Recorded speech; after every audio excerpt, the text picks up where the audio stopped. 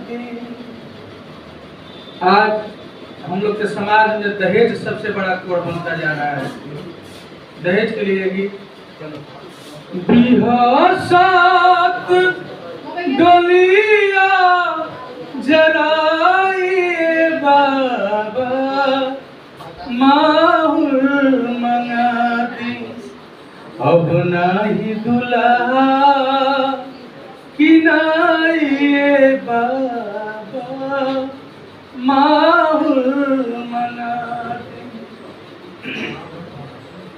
कोई दी हा बिटिया कुआरे मर गईली लागल दहेजावा के आगे जार गईली। कोई दी हा बिटिया कुआरे मर गईली लागल दहेजावा के आगे जार गईली।